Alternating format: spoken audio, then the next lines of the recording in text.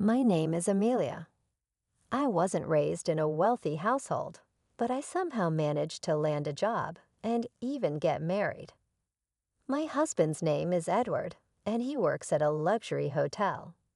I really thought I was going to have a happily ever after, but I never imagined it would end up like this. It wouldn't be an exaggeration to say that my childhood home was below average in terms of wealth. I was brought up in such a home, but I don't hold even a speck of resentment towards my parents. They gave up all their luxuries for me, took me places to play, and taught me about the different cultures of those places. I wonder if they loved geography, but as a child, I often thought they were trying too hard for my sake. I didn't want to make my parents go through any more trouble for me, so I decided that I would work as soon as I graduated from middle school. My mother would say to me, "You really should at least finish high school. It might be tough to find a job in the future." My father would add, "That's right. We have enough saved to send you to high school." I was really happy about their feelings, but even more than that, I had a strong desire to make life easier for my parents as soon as possible. It's all right. The sooner I start working, the sooner I'll start earning more, I said with little certainty. But just like my parents said, there was no guarantee that I would be able to find a job anywhere. At that time, I had a friend who was a foreign girl who had immigrated when we started middle school. Her name was Jessica, and like me, her family wasn't rich. Maybe that's why we got along so well and always played together. Since Jessica could speak some English, we managed to have conversations without realizing it. I was learning Spanish while talking with her.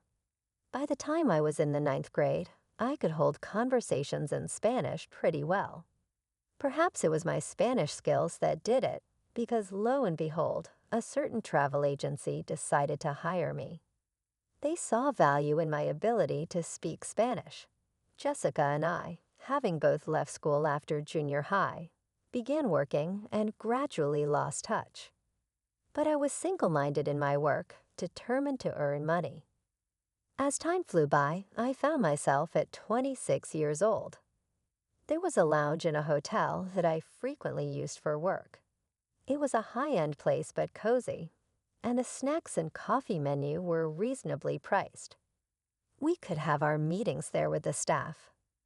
At that time, the waiter working there was Edward. The hotel hosted many foreigners, so he seemed to speak Spanish as well. Sometimes I would be there with foreign guests too. Maybe it was because we both spoke Spanish, but something just clicked between us. Edward struck up a conversation, and before I knew it, we were in a whirlwind romance that led to marriage.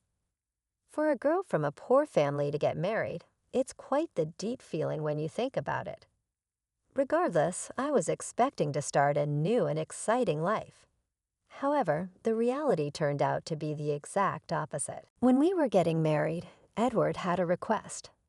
"If it's okay with you, Amelia, I'd like to live within my family home." The reason was that Edward had lost his father a few years back, and he was worried about his mother living alone. His mother's energy levels were dipping, and it seemed like a good idea to have someone watch over her. Plus, at the time, I was a remote worker who could do my job from home. I guess that's why Edward thought it would be convenient, since I was always home to keep an eye on his mother and manage the household chores. On the flip side, Edward often had long hours at work and wasn't home much. With his scarce days off, having me, a home-based worker, around must have seemed like a good arrangement to him. But I couldn't immediately agree to it. That's because when I first went to Edward's family home to introduce myself before marrying him, his mother had gone silent after asking about my education. "Amelia, which university did you graduate from?" When I honestly replied, "Well, I didn't go to college. I only finished middle school," my mother-in-law just looked at me in silence for a while. It was clear from her expression that she looked down on me. "Oh, middle school. Well, well," she said, eyeing me with disdain. Given this history, I figured living with her wouldn't go very smoothly, so I mentioned it to Edward casually. "Edward, don't you think your mom doesn't exactly see me in the best light?" When I asked, he chuckled a bit and said, "Nah, that's not true. Mom trusts me, and I'm sure she's got no bad feelings toward my wife either." Hearing that made me think maybe I was overthinking things. Edward also promised that if anything came up, he'd speak to his mother on my behalf. With that assurance, I agreed to move in with his family. But once I actually started living there, things were far from perfect. It was like a slap of reality. Whenever Edward and I visited his family's house, his mother would speak to him with such warmth. "Edward, thank you. I'm so grateful you're living with me." And Edward would respond, "Of course. I knew it would help you out." From my perspective, they seemed like such a close mother and son. But towards me, my mother-in-law's attitude was completely different, cold even. "Well, Amelia, just make sure you don't hold Edward back," she'd say emotionlessly, as if she was instructing a servant. It was clear she still looked down on me. I can't help but think that, but at that moment, Edward stood up for me. "Don't worry, Amelia is doing a great job working too." But when I mentioned this, my mother-in-law momentarily turned stern, a detail I did not miss. I figured I should just speak to Edward if things ever got troublesome, and decided to handle it my way. Thinking things would work out since we were living together. We were family, after all, and I didn't want any weird vibes between us. That's the spirit with which we started our cohabitation, but reality, as it often does, didn't quite bend in a favorable direction. Once as I was working on my computer as usual, my mother-in-law barged into my room and said, rather angrily, "Hey Amelia, when are you going to clean my room? It needs to be done by 10 o'clock a.m. every day." I was taken aback since I had never heard of such a rule. Sure, I agreed to do household chores, but we never discussed to what extent. If she had just kindly told me from the beginning, that would have been fine. After all, I have my own job and can't be available all the time. However, arguing wouldn't be mature, so I quickly wrapped up my work, apologized, and started cleaning her room. Meanwhile, my mother-in-law was just lounging in the living room, watching TV and munching on snacks. Edward had expressed concerns about his mother's health, but she seemed well enough to clean her own room. I had imagined she might struggle with walking, but she was more sprightly than I thought. Once the cleaning was done, she was already commanding, "Now get started on dinner," and I like it bland. I won't stand for anything too strong. She even told me to go shopping for ingredients right away. I thought it was too early to start prepping, but figured I'd get it done and go back to my work. When I returned from shopping, my mother-in-law was surprisingly still slacking off. It's hard not to get annoyed, but I chose to hold back and just get things done. Probably being tested by her, I believed she'd understand in time, but that hope lingered for months on end. There were days when the complaint was that I was 5 minutes late in getting the laundry in, or that the bathtub wasn't cleaned properly, nitpicking to an almost obsessive degree.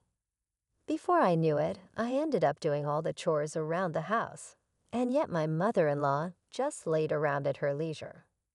Honestly, if she has the energy to nitpick, she could very well do some chores herself. I started to worry that if this kept up, it would start affecting my job too. That was the last thing I needed, so I decided to wait until the evening to talk to Edward about it. Once my mother-in-law had gone to bed, I told him everything. "Hey, I think your mom just doesn't like me. I'm getting so tired of being constantly criticized." But Edward just chuckled and said, "Come on, that can't be true. Mom's a kind person. There won't be any issues as long as Amelia doesn't do anything strange. Please try to get along with her." He just wouldn't believe me. Maybe it's because she's always doting on him and never complains to him. In fact, when Edward's around, my mother-in-law says, "Amelia, why don't you take a break and have some tea?" But even knowing that, there's a limit to my patience with this kind of life. I'm chased by household chores all day and end up having to work on my job at night. To be honest, my trust in Edward is starting to fade. If nothing changes, I might just collapse from all the stress. Then in the midst of all this, my mother-in-law dropped a bombshell. "Amelia, I'll be away for about a week in about 3 months from now. So make sure you keep the house in order, okay?" She sprang this on me out of nowhere. When I asked what was going on, she said, "Edward suggested we go on an overseas vacation." That's my boy, always knowing how much I love traveling abroad. I'm looking forward to it. I was stunned because Edward hadn't mentioned a word of this to me, and to top it off, it sounded like I was being left out, expected to stay behind, and manage the house. I needed to talk to Edward about this right away, so I brought it up that night. His response was, "Oh, Mom already told you. But you're coming too, right?" It turned out we had our wires crossed. It seems my mother-in-law had lied to me. Even if Edward wants me to go, there's no way I can enjoy a trip with her. In frustration, I told him, "I don't want to go. I can't possibly have a good time with your mother." Then Edward completely lost it and lashed out. "Amelia, what the heck are you saying?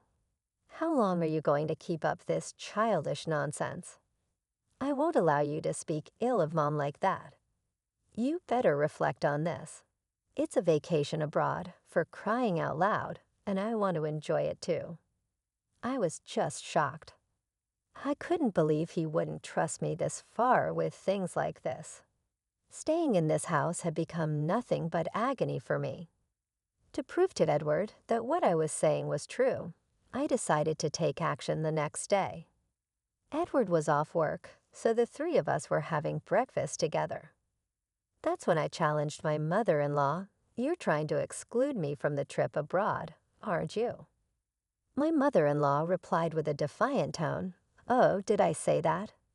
Amelia, if you want to come, you should just come along, right?"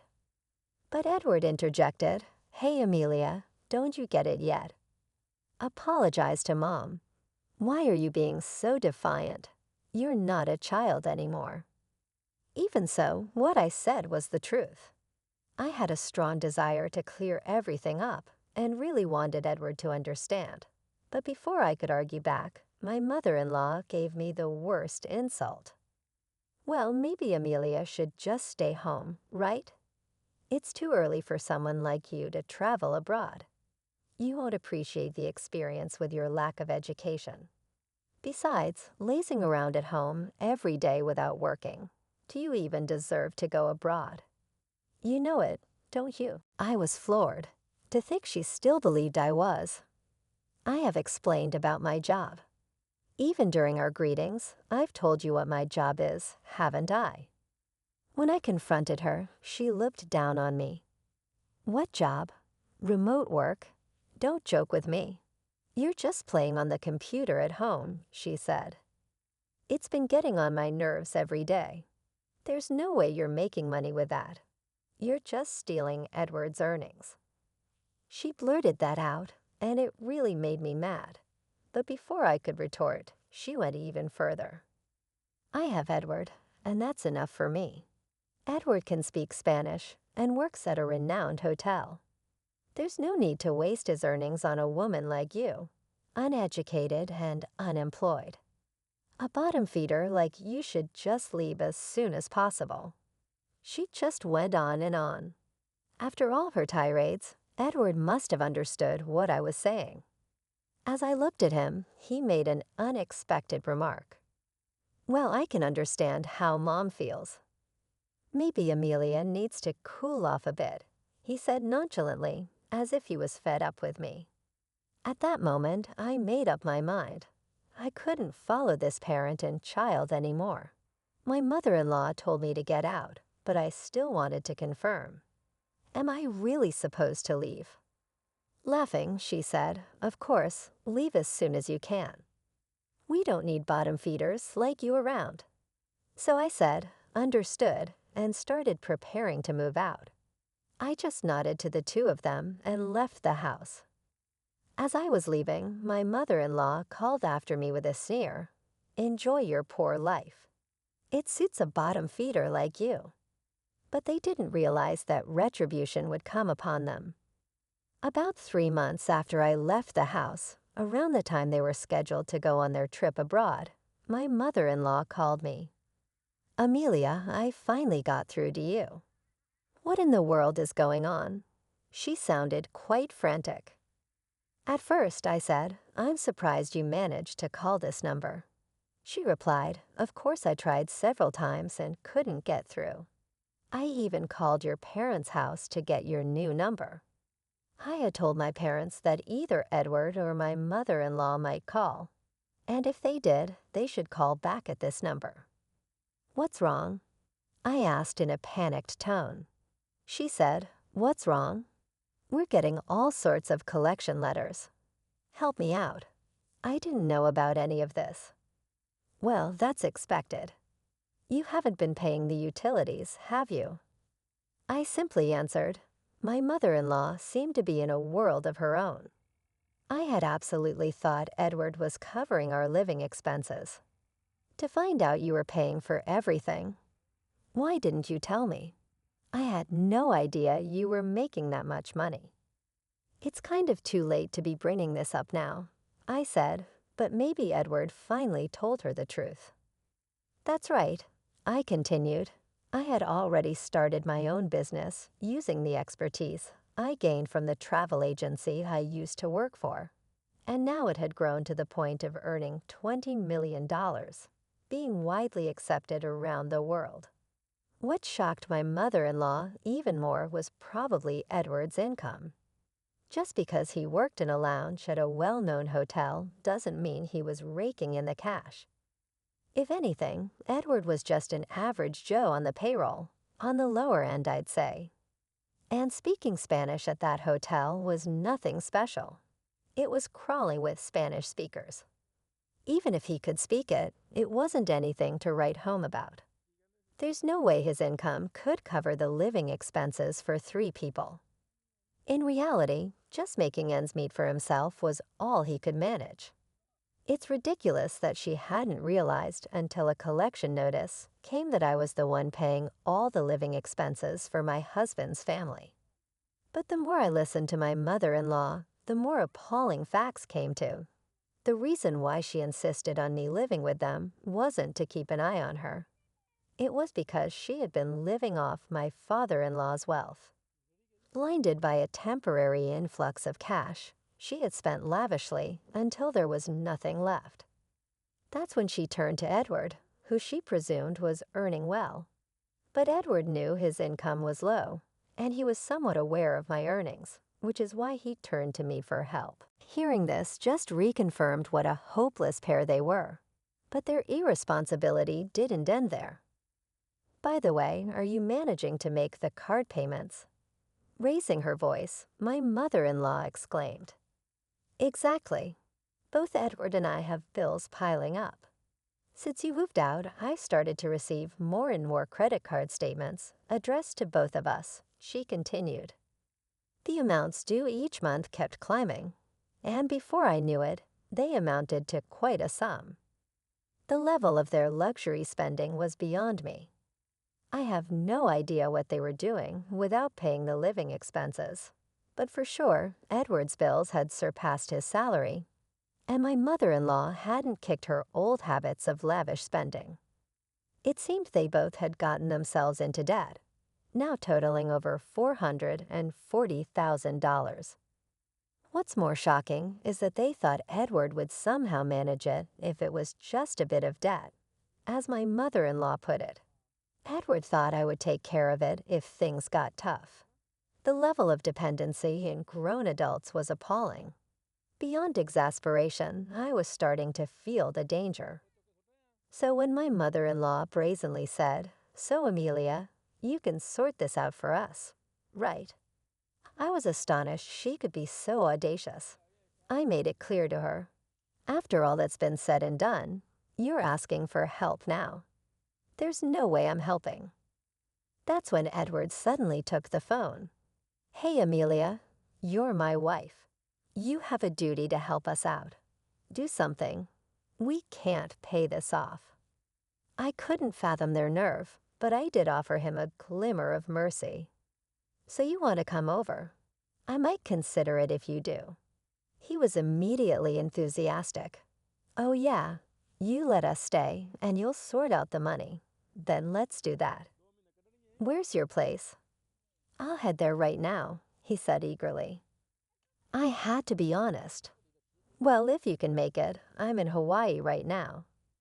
I have a vacation home here, I said. Both Edward and my mother-in-law couldn't hide their shock. What do you mean, Hawaii? We can't afford to go there right now. Edward panicked. I calmly replied, weren't you going to travel abroad? Just swing by Hawaii. Your mother would love it. And you did ask my family for my phone number, right? Didn't you realize it was an international number? I added, oh, and don't forget the cost of this call. It adds up if you're on for a long time. To drive the point home, I said, if we get divorced, I might think about helping with the money too. Edward was quick to reply, all right, I got it. Let's just get divorced first. Then he seemed to have realized his debts were not something he could exchange for anything.